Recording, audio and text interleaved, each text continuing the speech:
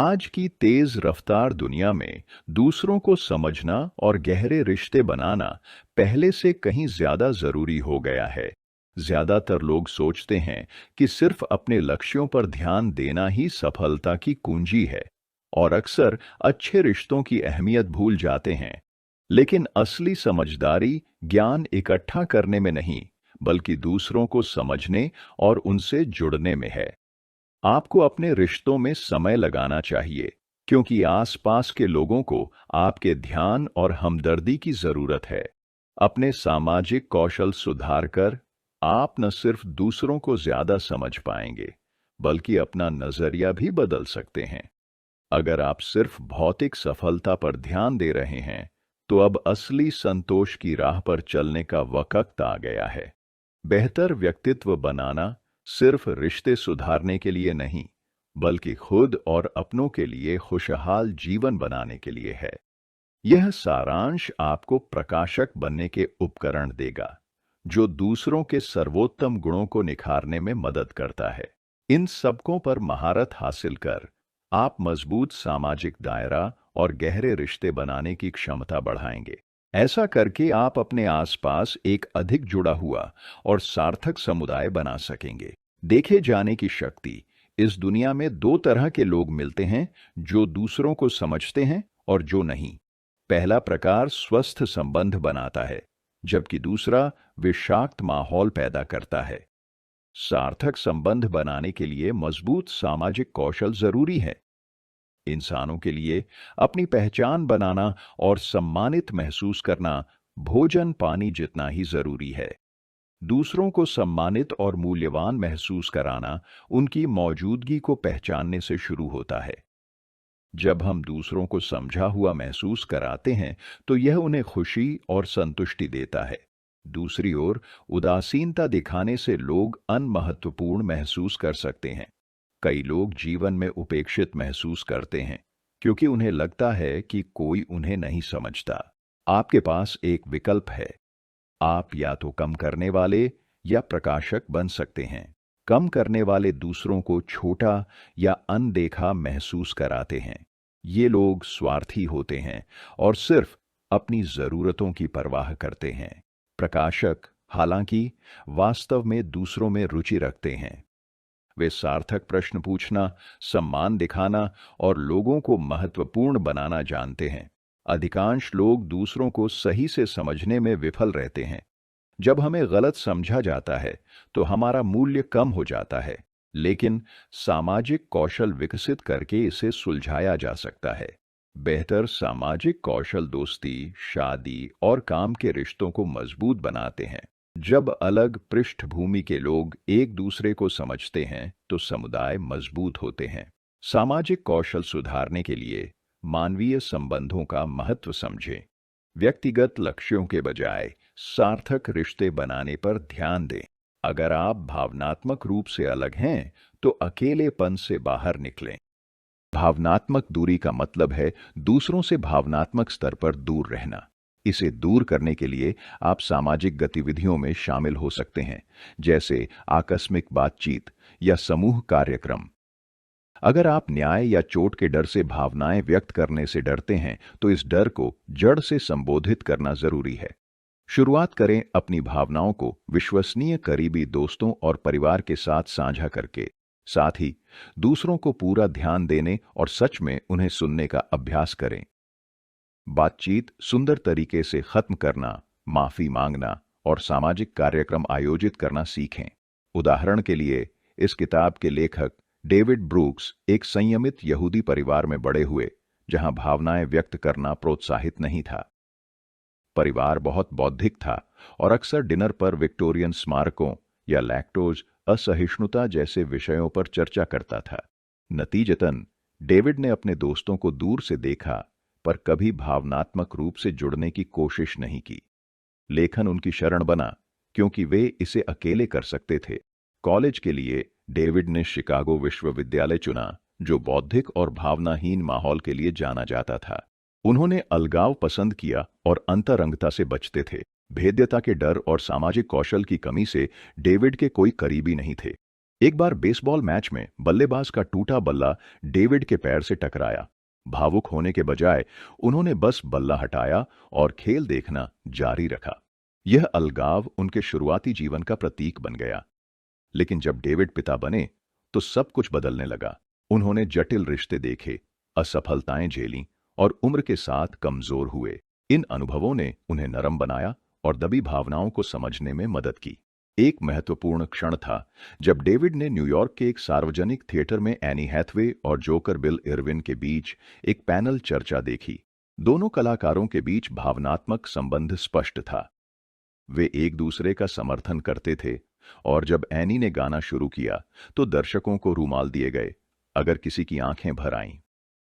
इस अनुभव ने भावनात्मक अभिव्यक्ति की शक्ति के प्रति डेविड की आंखें खोल दीं। उसने महसूस किया कि खुद को अलग करके वह न सिर्फ दूसरों से बल्कि अपनी भावनाओं से भी दूर भाग रहा था। उस समय से डेविड ने भावनाओं, चरित्र विकास और आध्यात्मिक वृद्धि जैसे विषयों पर लिखना शुरू किया। समय के साथ डेविड भावनात्मक रूप से खुला हुआ और उसने सार्वजनिक रूप से अपनी भावनाएं व्यक्त करना सीखा। वह चाहता था कि लोग उस पर भरोसा करें, इसलिए उसने अपनी भावनाएं साझा करने और दूसरों की समस्याएं सुनने का फैसला किया। इन बदलावों ने डेविड को खुशी और अपनेपन की नई भावना दी। उसने कॉन्सर्ट में नाचने और पत्नी की अनुपस्थिति में उसे याद करने जैसी गतिविधियों का आनंद लेना शुरू किया। ज्ञान और बुद्धि के पीछे भागने के बजाय उसने लोगों को समझने और उनसे जुड़ने पर ध्यान देना शुरू किया। सामाजिक कौशल सुधारने के लिए भावनात्मक रूप से खुला होना बहुत जरूरी है। यह दूसरों को महत्व देने, उनका सम्मान करने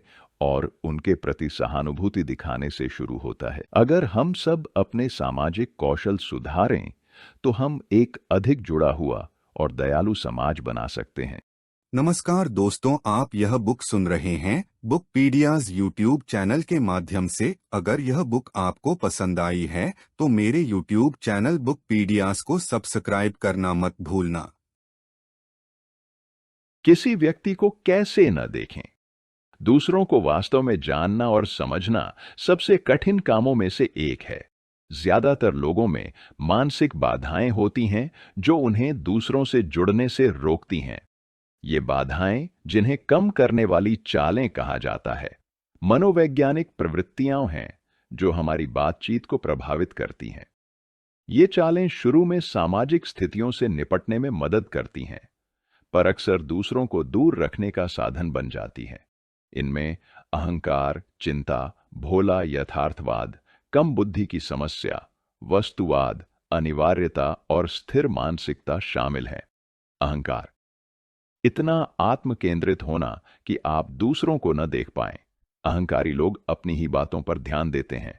वे इस बात से चिंतित रहते हैं कि दूसरे उन्हें कैसे देखते हैं। बुद्धिमान दिखने की कोशिश में लगे रहते हैं। भोला यथार्थवाद, यह मानना कि दुनिया का आपका नजरिया ही एकमात्र सही है। भोले यथार्थवादी दूसरों से उम्मीद करते हैं कि वे दुनिया को उनकी तरह देखें, जो उन्हें अलग विचारों को नकारने की ओर ले जाता है। कम समझ की समस्या, अपने विचारों को ज्यादा महत्व देना और दूसरों को खारिज करना। यह सोच आपको यकीन दिलाती है कि आपके विचार बहुत जटिल और रोचक हैं, भले ही वे न हों। वस्तुवाद, लोगों को इंसान की बजाय अध्ययन के विषय के रूप में देखना। वस्तुवादी अक्सर दूसरों का विश्लेषण तटस्थ नजरिए से करते हैं, उनकी व्यक्तिगत पहचान को नजरअंदाज करते हुए। सारवाद, यह मानना कि लोगों के समूहों में निश्चित लक्षण या रूढ़ियां होती हैं। यह संकीर्ण दृष्टि आपको व्यक्तियों की खास विशेषताओं को पहचानने से रोकती है। स्थिर मानसिकता, दूसरों के बारे में पुराने विचार रखना, उन्हें वैसा ही देखना जैसे वे पहले थे, न कि जैसे वे अब हैं। इन कमतर तरीकों के विपरीत है प्रकाशक बनना, जो दूसरों को पूरी तरह और सहानुभूति से समझने का प्रयास करता है। इसके लिए दूसरों में मानवता देखने हेतु अपने दिल को प्रशिक्षित करना होगा, न कि सतही लक्षणों से उनका न्याय करना। एक प्रकाशक हर व्यक्ति के विचारों, भावनाओं और अनुभवों को स्वीकार करता और महत्व देता है। दूसरों को सच में समझने और सुनने के लिए जिज्ञासा और सहानुभूति आवश्यक गुण हैं। हालांकि यह एक आसान कौशल नहीं है जिसे मास्टर किया जा सके। दूसरों को समझना हवाई जहाज उड़ाना सीखने जितना जटिल हो सकता है। प्रशिक्षण के बिना लोग अक्सर सामाजिक रूप से अज्ञानी रहते हैं, आसपास के लोगों से बेखबर। यही समझ की कमी है जो पति पत्नी, माता पिता और बच्चों या सहकर्मियों के रिश्तों में संघर्ष पैदा करती है। दूसरों को समझने की जटिलता विवियन गोर्निक के संस्मरण फियर्स अटैचमेंट्स में सुंदर ढंग से दर्शाई गई है। विवियन और बेस के अन्य लोगों से अच्छे संबंध थे, पर एक दूसरे से उनका रिश्ता दर्दनाक और कटा हुआ था। साथ रहने के बावजूद वे एक दूसरे को वास्तव में समझ नहीं पाए। विवियन खुशहाल परिवार में पली, पर पिता की मृत्यु ने उसकी मां को तबाह कर दिया। दुख से अभिभूत बेस ने जीने की इच्छा खो दी। अंतिम संस्कार में वह पति के ताबूत से चिपक गई, उनके साथ दफन होने की इच्छा से। भारी दुख उसकी पहचान बन गया, जीवन निगल गया और बच्चों की जरूरतें अनदेखी हो गईं। बेस का अवसाद उसे विवियन पर भावनात्मक रूप से निर्भर बना गया। पति की मृत्यु के 1 साल बाद बेस ने विवियन को अपने साथ सोने पर जोर दिया।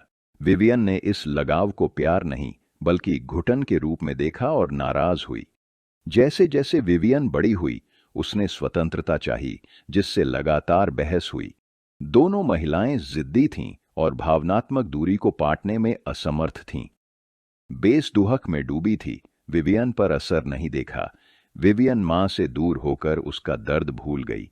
यह कहानी दिखाती है कि करीबी लोगों को समझना कितना मुश्किल हो सकता है। किसी के साथ रहना यह नहीं बताता कि आप उन्हें जानते हैं। समझ की यह कमी है जो कई रिश्तों को पनपने से रोकती है। अगर आप एक कमजोर व्यक्ति हैं और रिश्तों में संघर्ष कर रहे हैं, तो पहला कदम है दूरी तोड़कर सहानुभूति का अभ्यास शुरू करना। रोजाना अपने आसपास के लोगों को देखने, सुनने और समझने की आदत डालें। याद रखें, किसी को सच में जानने के लिए लगातार प्रयास और अभ्यास जरूरी है। प्रकाश, क्या आपने कभी गौर किया है कि लोग कमरे में आते ही एक खास ऊर्जा या आभा लेकर आते हैं? हम सभी में कुछ खास विशेषताएं होती हैं जो तय करती हैं कि दूसरे हमसे कैसे पेश आते हैं। कुछ लोग गर्मजोशी और प्यार बिखेरते हैं, जबकि कुछ शांत और संकोची रहना पसंद करते हैं। आप दूसरों से कैसे पेश आते हैं, ये आपके बारे में बहुत कुछ बताता है। अगर आप ठंडे या उदासीन लगते हैं, तो लोग शायद आपसे दूर रहेंगे। लेकिन अगर आप गर्मजोशी और खुलेपन से मिलते हैं, तो लोग स्वाभाविक रूप से आपकी ओर खींचेंगे। आपकी नजर में जिज्ञासा और करुणा हो जो प्यार बरसाए। सिर्फ सच्ची गर्मजोशी से मिलने पर ही आप किसी के खास गुणों को पहचान पाएंगे। प्रकाशक बनने की यात्रा दृष्टिकोण बदलने से शुरू होती है। लोगों को व्यवहार, रूप या पूर्व धारणाओं पर आंख न छोड़ें। हर व्यक्ति को एक अनूठी आत्मा के रूप में देखें। धन और शारीरिक रूप से परे देखें, सब समान हैं। दूसरों को पवित्र मानकर उन्हें योग्य सम्मान दें। प्रकाशक वह है जो दूसरों से प्यार और आदर से मिलता है। प्रकाशक की नजर कहती है, मैं आपको समझना और महत्व देना चाहता हूं। इसमें दूसरों को जानने और खुद को साझा करने की इच्छा चाहिए। लोग आपके साथ खास और मूल्यवान महसूस करेंगे। अहंकार या चिंता से प्रकाशक बनना मुश्किल होगा। पहले इन मानसिक बाधाओं को दूर करना होगा। तब कोमल, जिज्ञासु और स्नेही होने का अभ्यास करें। कोमलता, दूसरों से दया और प्रेम से पेश आएं। उनकी भावनाओं के प्रति संवेदनशील रहें।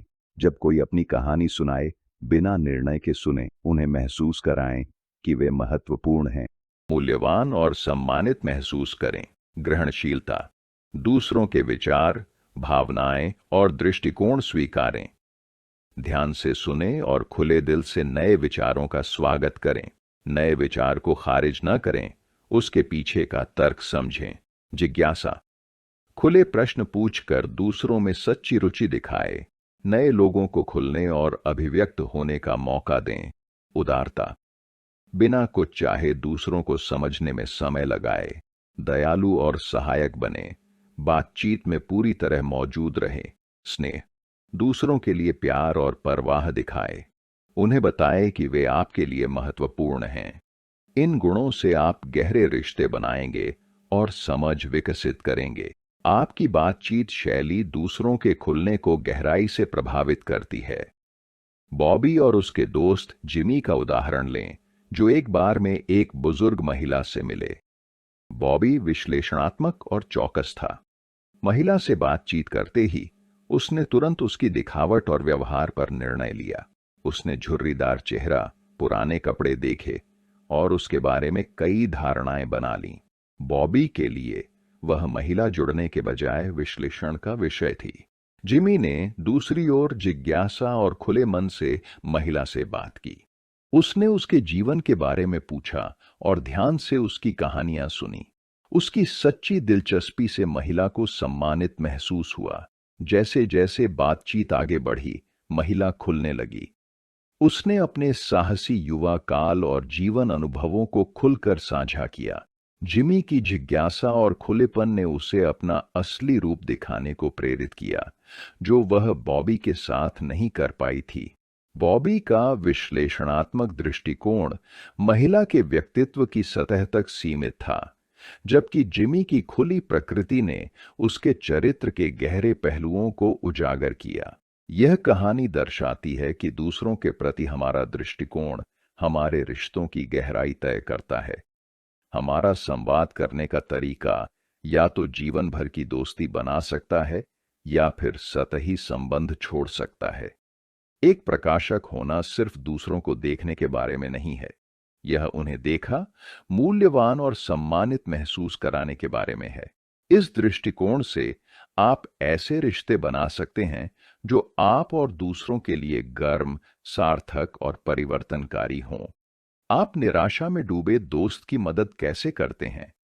अवसाद सिर्फ उदासी से कहीं अधिक है। यह एक गंभीर मानसिक बीमारी है जो व्यक्ति को वास्तविकता से काटती है और विनाशकारी हो सकती है। जिसने कभी अवसाद नहीं झेला, उसके लिए इसकी गहराई को समझना लगभग असंभव है। अवसादग्रस्त व्यक्ति के जीवन में दोस्त और परिवार अहम भूमिका निभाते हैं। उनका काम सिर्फ मदद करना नहीं है। नमस्कार दोस्तों, आप यह बुक सुन रहे हैं बुकपीडियाज यूट्यूब चैनल के माध्यम से। अगर यह बुक आपको पसंद आई है तो मेरे यूट्यूब चैनल बुकपीडियाज को सब्सक्राइब करना मत भूलना। सलाह देने के बजाय उनके साथ खड़े रहें, उन्हें समझें और प्यार दिखाएं। जब कोई अवसादग्रस्त हो, वे दूसरों की तरह सकारात्मकता या हंसी महसूस नहीं कर पाते। मुस्कुराने या खुश करने की कोशिश उन्हें बेमानी लगती है, क्योंकि उनकी आंतरिक खुशी बाधित हो चुकी है।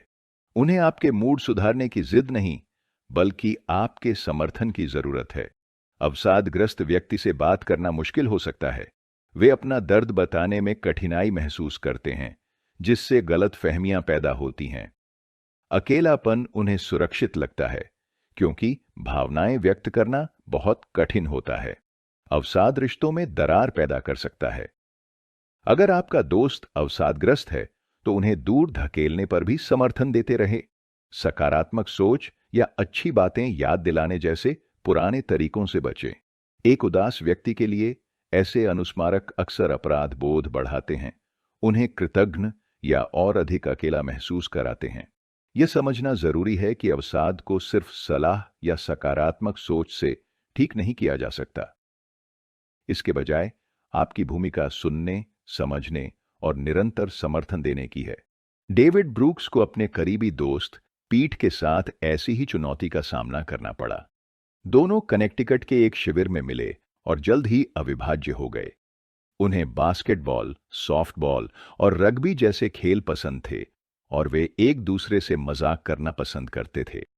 पीट एक मजबूत लेकिन नरम दिल इंसान, एक समर्पित पति और पिता थे। नौसेना में सेवा के बाद उन्होंने मेडिकल स्कूल में पढ़ाई की और नेत्र सर्जन बने। अपने मरीजों के प्रति उनका समर्पण अद्वितीय था। वे सर्जरी के बाद उनकी रिकवरी सुनिश्चित करने के लिए हर संभव प्रयास करते थे। अपने दिखने में संपूर्ण जीवन के बावजूद पीट गहरे अवसाद में चले गए। 2019 के वसंत में एक सप्ताहांत की यात्रा के दौरान डेविड ने महसूस किया कि पीट में कुछ बदल गया है। पीट ने कहा कि वह अब खुद जैसा नहीं लगता। वह तैराकी और बास्केटबॉल जैसी पसंदीदा चीजें करता रहा, पर अब उन्हें मजा नहीं आता था। परेशान होकर पीट ने डेविड से मदद मांगी। अगले 3 साल तक डेविड ने दोस्त की मदद के लिए हर संभव कोशिश की। शुरू में उसने सलाह दी और खुश करने की कोशिश की, क्योंकि अवसाद को समझ नहीं पाया। पीट का अवसाद गंभीर था। उसे अपने सर्जरी कौशल और दिमाग खोने का डर था। बेहतरीन डॉक्टरों और कई इलाजों के बावजूद पीट की हालत बिगड़ती गई। अप्रैल 2022 में पीट ने आत्महत्या कर ली। इस नुकसान ने डेविड को तोड़ दिया। उसने दोस्त को बचाने की हर कोशिश की, पर अवसाद ने दोस्ती को हरा दिया। डेविड को पीट की मदद करने का कोई अफसोस नहीं है। उसने सुना, दर्द समझा और हर मुश्किल में साथ दिया। फिर भी सारी कोशिशों के बावजूद अवसाद पर काबू नहीं पाया जा सका। इससे डेविड ने सीखा कि मदद के साथ साथ अपनी सीमाएं समझना भी जरूरी है। अवसादग्रस्त व्यक्ति को सुनना, समझना और परवाह दिखाना जान बचा सकता है। भले ही आप परवाह करें, आप दर्द दूर नहीं कर सकते, पर आपका साथ बहुत मायने रखता है।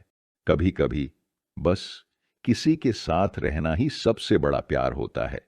आपके कष्ट आपको कैसे आकार देते हैं। दुख सबसे शक्तिशाली भावनाओं में से एक है। यह सिखाता है कि जीवन में कुछ भी स्थायी नहीं है। जब कोई प्रियजन जाता है, मृत्यु की कठोर सच्चाई सामने आती है। बारबरा ने यह अनुभव किया जब बॉब को अग्नाशय कैंसर हुआ। वे जानते थे समय कम है, तो उन्होंने फैसला किया बाकी दिनों को पूरी तरह से और खुलकर जीने का। उन्होंने पार्टियां की, गहरी बातें की और हर पल का आनंद लिया। मृत्यु के करीब उन्होंने एक नई शक्ति और गहरा प्यार पाया। बॉब के जाने के बाद बारबरा को गहरा खालीपन महसूस हुआ। उसके रोजमर्रा के सरल पल भी गहरी भावनाएं जगाते थे, दर्शाते हुए कि शोक कैसे किसी को बदल सकता है। शोक से उबरने में 3 मुख्य चरण होते हैं: शोक का सामना, अर्थ का पुनर्निर्माण और सामाजिक समर्थन। पहला चरण शोक का सामना, यानी दर्द से बचने की बजाय उसे स्वीकार करना। बारबरा ने पति की बीमारी को स्वीकारा, उन्हें घर लाकर अंतिम दिनों में यादगार पल बनाए। हकीकत से मुंह मोड़ने की बजाय वह पूरी तरह वर्तमान में जी, भले ही अटल सच्चाई सामने थी। दूसरा चरण अर्थ का पुनर्निर्माण, जीवन को देखने के नजरिए को फिर से आंकना है। पुराने अनुभव हमें अनपेक्षित तरीकों से विकसित कर सकते हैं। जैसे कई कैंसर से बचे लोग जीवन की नई कदर करना सीखते हैं। वे भौतिक सफलता से हटकर उद्देश्यपूर्ण जीवन और परोपकार पर ध्यान देते हैं। अंतिम चरण सामाजिक समर्थन याद दिलाता है कि हमें अकेले दर्द नहीं सहना। विश्वसनीय दोस्तों या परिवार से दुख बांटने से बोझ हल्का हो सकता है। उनकी मौजूदगी आपको स्वीकृति, नए नजरिए और नई वास्तविकता की ओर ले जा सकती है।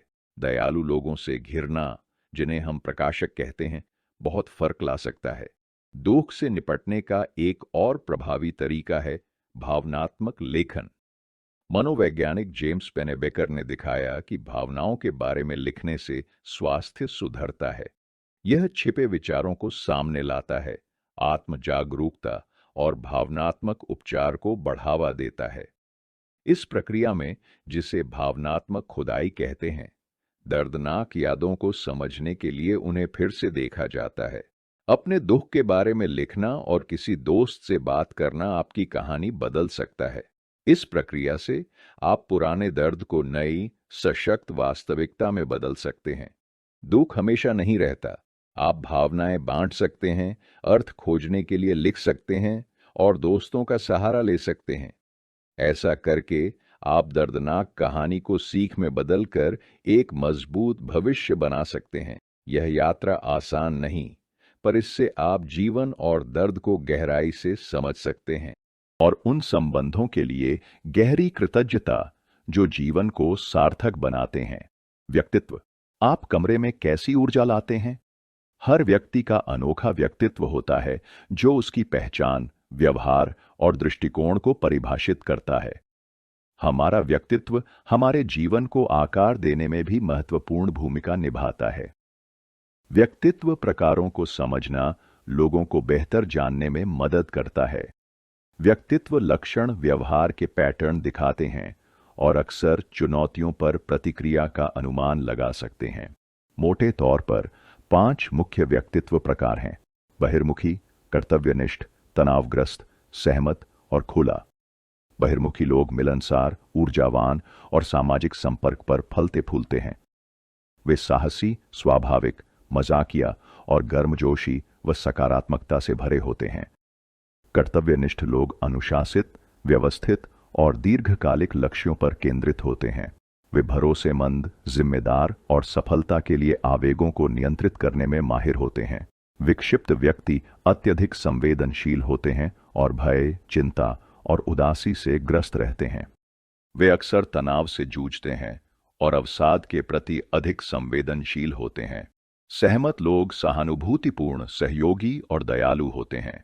वे आसानी से रिश्ते बनाते हैं, दूसरों की भावनाओं का ख्याल रखते हैं और मदद के लिए हमेशा तैयार रहते हैं। खुले व्यक्तित्व वाले लोग नए अनुभवों और विचारों का स्वागत करते हैं। वे कल्पनाशील, जिज्ञासु, नवोन्मेषी होते हैं और अक्सर रचनात्मक कार्यों की ओर आकर्षित होते हैं। इन व्यक्तित्व प्रकारों को समझकर आप व्यवहार और प्रेरणा का बेहतर अनुमान लगा सकते हैं। उदाहरण के लिए, एक प्रबंधक के रूप में यह ज्ञान सही लोगों को सही काम सौंपने में मदद कर सकता है। बहिर्मुखी नेता के रूप में उत्कृष्ट हो सकते हैं, जबकि कर्तव्यनिष्ठ व्यक्ति संगठित भूमिकाओं में फलते फूलते हैं। इसी तरह विक्षिप्त व्यक्ति जोखिमों के प्रति सजग होते हैं, जो उन्हें समस्याओं की जल्द पहचान में माहिर बनाता है। सहमत लोग रिश्ते बनाने में माहिर होते हैं, जबकि खुले दिमाग वाले नए अवसरों के लिए आदर्श होते हैं। यह ढांचा कार्यस्थल और पालन पोषण दोनों में उपयोगी है। बच्चे के व्यक्तित्व को समझकर आप उनकी विशिष्ट जरूरतों को पूरा कर सकते हैं। जैसे सहमत बच्चे को खुद के लिए खड़े होने और बहिर्मुखी बच्चे को शांत रहने का मार्गदर्शन चाहिए। जॉर्ज डब्ल्यू बुश का उदाहरण लें। वे एक अत्यंत बहिर्मुखी व्यक्ति के रूप में जाने जाते थे। बचपन से ही वे लोगों से जुड़ना पसंद करते थे और ऊर्जा से भरपूर थे। उनके पिता जॉर्ज एच डब्ल्यू बुश ने बेटे के सामाजिक उत्साह को पहचाना और पोषित किया। वयस्क होने पर जॉर्ज डब्ल्यू बुश लोगों से जुड़ने की क्षमता के लिए प्रसिद्ध हो गए। टेक्सास के रिपब्लिकन गवर्नर के रूप में उन्होंने विरोधियों से भी अच्छे संबंध बनाए। हालांकि उनकी बहिर्मुखता के नुकसान भी थे। संबंध बनाने में कुशल होने के बावजूद उनमें जिज्ञासा की कमी थी। युवावस्था में बुश विश्व घटनाओं पर ध्यान नहीं देते थे और पढ़ाई में अच्छे नहीं थे। नमस्कार दोस्तों, आप यह बुक सुन रहे हैं बुकपीडियाज यूट्यूब चैनल के माध्यम से। अगर यह बुक आपको पसंद आई है तो मेरे यूट्यूब चैनल बुकपीडियाज को सब्सक्राइब करना मत भूलना। राष्ट्रपति के रूप में उनकी उच्च बहिर्मुखता और कम जिज्ञासा ने इराक युद्ध जैसे फैसलों को प्रभावित किया। यह दिखाता है कि व्यक्तित्व गुण किसी नेता की सफलता को अच्छे बुरे दोनों तरह से प्रभावित कर सकते हैं। यह याद रखना जरूरी है कि व्यक्तित्व के गुण स्थिर नहीं होते। वे समय के साथ बदल और विकसित हो सकते हैं। हमारे अनुभव और सीख हमारे विचारों, कार्यों और अंततः हमारे व्यक्तित्व को प्रभावित करते हैं। अगर आप नकारात्मक व्यक्तित्व गुणों से जूझ रहे हैं तो उन्हें बदलना संभव है। मेहनत से आप ज्यादा अनुशासित, सामाजिक और दयालु बन सकते हैं। आत्म सुधार एक लगातार चलने वाली यात्रा है, जिसका लक्ष्य अपने और दूसरों के जीवन को बेहतर बनाना होना चाहिए। आपका व्यक्तित्व तय करता है कि आप किसी कमरे में कैसी ऊर्जा लाते हैं। अपने गुणों को समझकर और सुधार कर आप हर जगह सकारात्मक और स्थायी प्रभाव डाल सकते हैं।